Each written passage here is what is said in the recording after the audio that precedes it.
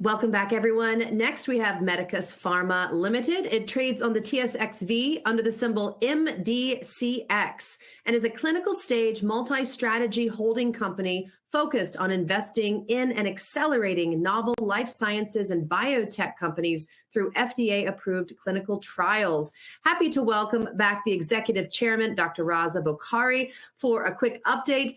Doctor, how is it going? I see you're at the TSX Venture Family Showcase Conference in London. How's it been so far? Well, thank you, Anna, so much for having me back on your program. And indeed, we have hit the ground running since we began commencing trading on TSX Venture. Things are looking positive. We have our stock has had an upward mobility, and we are somewhere in the neighborhood of $3 a share.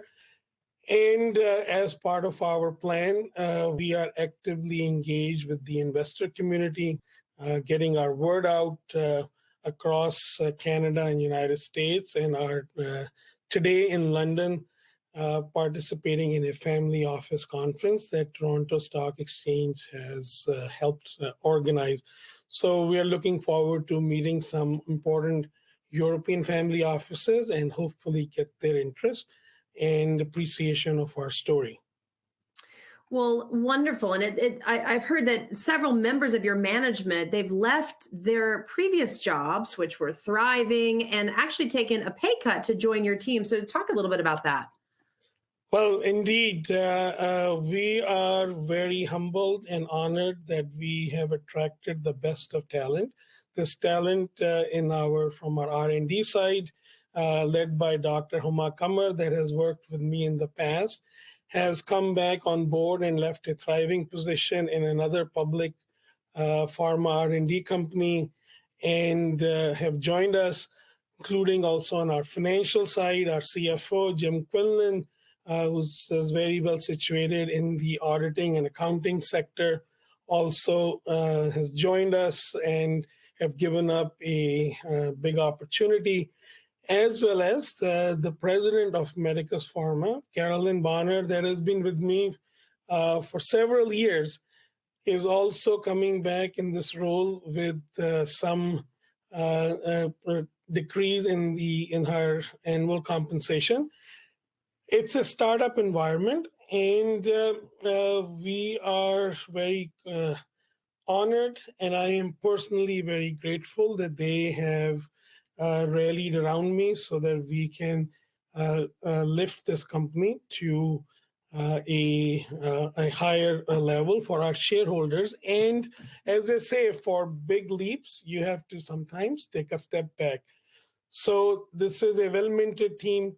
They understand that in a startup environment, you have to roll up your sleeve, take a little cut, feel like the pinch, so that you can continue to demonstrate that you have fire in your belly to advance forward for greater good of medicine, as well as for the welfare and well-being of our shareholders. Fantastic. Let's talk a little bit about your therapy. Can you elaborate on the mechanism of action of your treatment patch specifically? How does it interact with cancer cells? So just to do a quick update and a recap, Medicus flagship company SkinJet is focused on treating skin cancer, particularly basal cell carcinoma, which is the most common cancer in the world and the fastest growing, and has a market size in excess of $20+ billion. A cancer that is treated through a painful surgical method, and an effective method, but also an expensive method. Our hope is that we can bring to market a non-invasive, least painful, and an effective medical treatment using a known anti-cancer drug. And in that context, we have a known cancer drug, doxorubicin, which actually has been known for more than 50 years, kills cells, any kind of cell, cancer cell, normal cell, healthy cell, it kills when it reaches that cell at an interstitial level.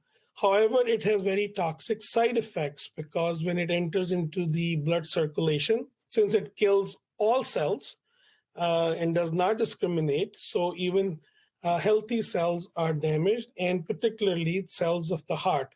So, with respect to our mechanism of delivery through our microarray needles, we are delivering doxorubicin at the site of the lesion at a cellular level. So the chemical agents of doxorubicin are somehow localized and only targeting cancer cells. And that is what is so compelling and groundbreaking about this treatment program. And we are very bullish about it. And talk about some of the results and findings. You've had phase 1 trials, and now you're moving forward with phase 2 trials, correct? That is correct. So the company had already in 2021 had received approval from the Food and Drug Administration of the United States to do a phase 1 trial, which is a safety and tolerability study, so that it can demonstrate that delivering doxorubicin at a cellular level at the site of cancer transdermally does not cause its known adverse toxic side effects. The patients that were randomized in that study demonstrated that with full penetration and delivery of doxorubicin through the cellulose-based microarray needles did deliver the cancer drug, but did not cause any adverse side effects. But another beneficial outcome in the study we also received, that since we were dealing with doxorubicin, FDA demanded that we only randomize patients that actually have basal cell carcinoma. So in 6 of the patients in which there was complete penetration and action of the drug, it also showed complete clinical response, so also demonstrated efficacy with no relapse and recurrence of the cancer.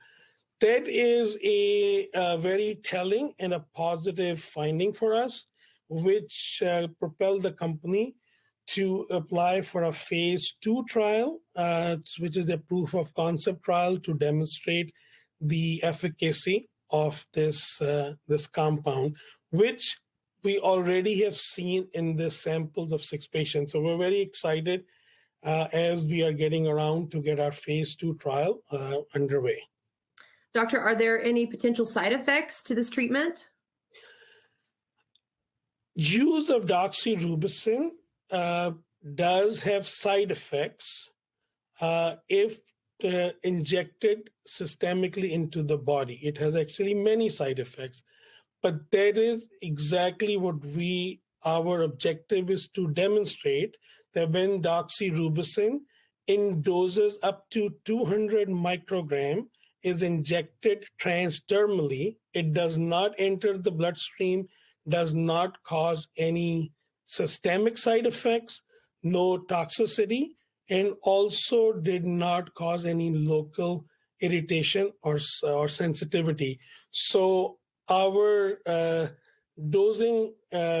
graduated dosing program, which is no more than 200 microgram, is meant to continue to demonstrate that it is safe and it is efficacious to treat basal cell carcinoma at a scalable level. Fantastic. Well, what closing remarks do you have for your time with us today, Doctor? Well, Anna, we have really hit the ground running.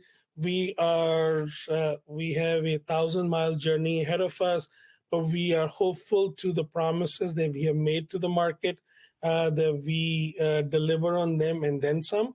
And we are amending and reviewing our clinical protocol, which we will file with the FDA shortly, and there will be a public disclosure. Will also keep the market informed. And we are very confident that as we had projected, that we will randomize our first patient in a phase 2 trial before the end of first quarter of 2024. So this is an exciting time, and we couldn't be more happier as we are entering into this holiday season in December, that we have the right momentum on our side to propel us in a positive direction in 2024 and beyond. So thank you so much for having me on your program. Absolutely. It is an exciting time and important work that you're doing. So thank you so much for this update. And we look forward to following your journey along in 2024. Happy New Year to you. And to you too, also, Anna, and to your family and the rest of the team that is working with you. Wonderful. Thank you, Doctor.